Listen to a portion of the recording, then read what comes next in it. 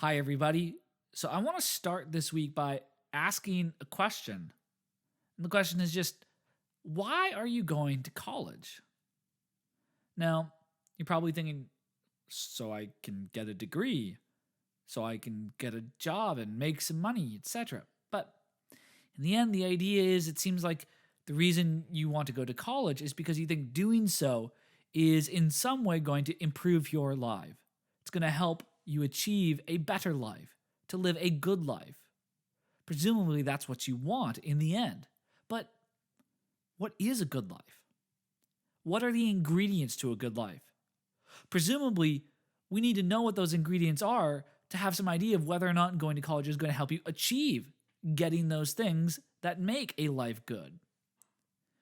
And so these are the kinds of questions that we're going to start investigating this week.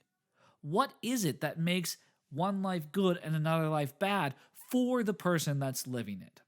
So in this video, we're just going to introduce questions about the nature of human well-being and engage in some initial reflection that will help us as we investigate the questions.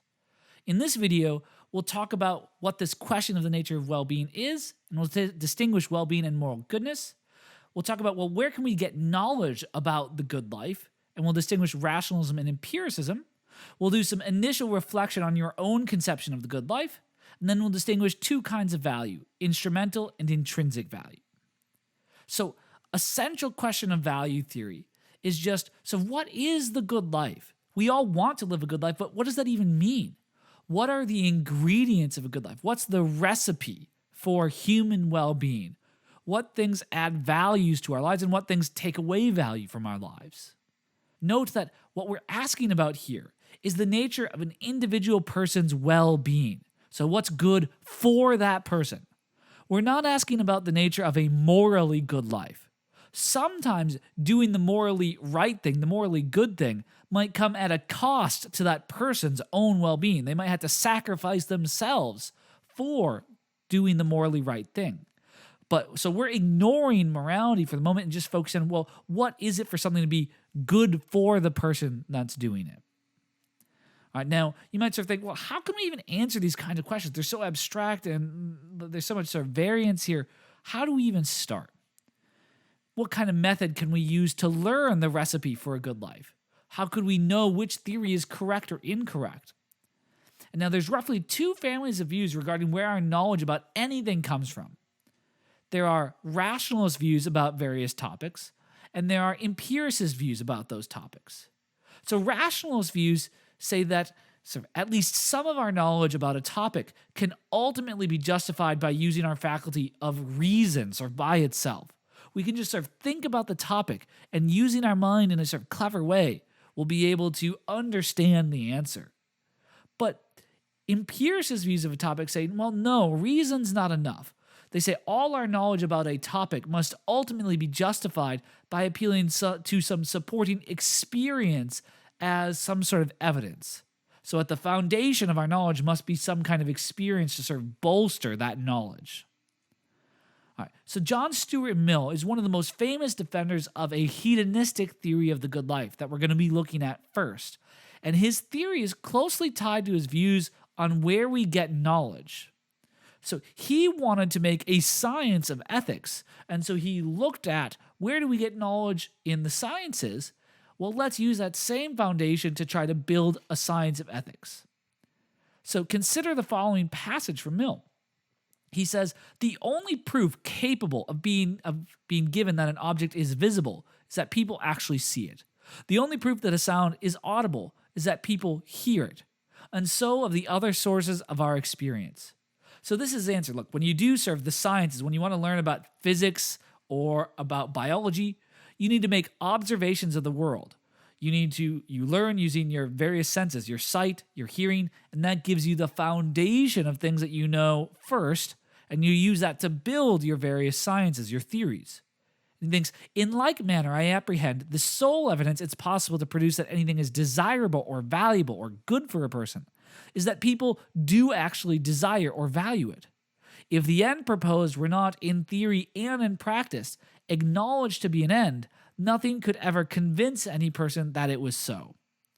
And so he's saying, look, we cannot just give an argument to sort of discover what is good for us or bad for us. We can't just use our reason.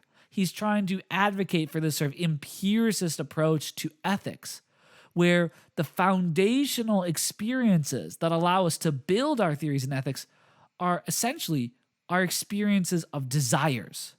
Now, they aren't infallible. Just like you can see things that aren't there sometimes, or people could fail to see something that is there. The idea is you could desire something that isn't valuable, that isn't good for you, or sometimes you might fail to desire something that is good for you. But just like your sight and your hearing, even though they're not perfect, they're reliable starting places that give us a nice place to build our theories to gain knowledge about those ideas. Now, so consider the following. Let's adopt this approach where we try to reflect on our desires and we use that as the initial data that can then help us construct our theories of the good life. So what things in your life do you desire or value or care about? What do you want your life to be like 5, 10, or 20 years from now? What things do you care about and desire to have in your life in that future? Now, here's a list of some of the common examples I get from students regarding the things that they value or desire in their lives now or for the future. They say things like they desire having family and friends in their life. They desire money. They desire a job or a career. They desire different kinds of food and drink. They desire to have a home. Some desire to have a degree, have an education. Maybe you want a cool car. Maybe you hope to be able to keep paying for that Netflix subscription. Maybe you want kids. Maybe you want to be married. Maybe you want good health. Maybe you want to be happy. You want to be able to travel the world, some of you. Maybe you want free time. Maybe you want sleep. Now, when you consider that list, though, there does seem to be a difference between the ways that you care about or the ways that you desire things, certain things. Some things seem to have instrumental value. And the idea is this is the value something has insofar as it leads to other things of value. So it's a tool for getting other things that you care about. This is the way that most people think about money. So we want to have a reasonable amount of money, but we don't want to have money for its own sake. And again, it's just pieces of paper. When you think about money all by itself, like there's no point. Who really cares? There's no value in the money itself. The value comes from the things that money helps you get. Money is a tool to paying for your health insurance, paying for your car, helping you get that Netflix subscription, helping you pay for that food and drink, helping you pay for that travel. So it is a means to an end. All right. But there's also what you might call intrinsic value. These are things that you care about not because of what they help you get, but simply because of what they are. This is the value that something has for its own sake, the value something has independently of what it may or may not lead to. And now you might be asking, well, can you give me examples? What kinds of things have intrinsic value? That is the question that you should be asking. And that's the hard question. And that's what a philosophical theory of the good life tries to answer. What are the ingredients that intrinsically make our lives go better for us? That's going to specify what the recipe of a good life is. Now notice, nothing can be instrumentally valuable unless there's something that's intrinsically valuable. Intrinsic value is where value starts. And the idea is instrumental value are those things that help us get the intrinsic values. And so the first thing we need to do is figure out, well, what are those things that have value for their own sake? And once we've answered that question, then we can start asking, okay, now what is the best way to get to those intrinsic values? What kinds of things will be good tools for getting to that end? Now notice, value can be positive or negative. So we can have good or bad. And so we can make two kinds of distinctions. There are the things that are instrumentally versus intrinsically good for us. And we can make a distinction between things that are instrumentally and intrinsically bad for us. And those two ideas can be combined in any of the following ways. Something might be intrinsically good for us and instrumentally good for us.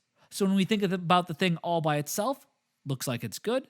And also when we look at what it helps us get in the future, it's also good. But some things might be intrinsically bad for us, but still instrumentally good for us. When we think about the thing all by itself, it seems like bad, something we want to avoid. But when we look at its results, we want those results. Those results are good for us. So as an example here, look, the pain you get from getting a vaccine.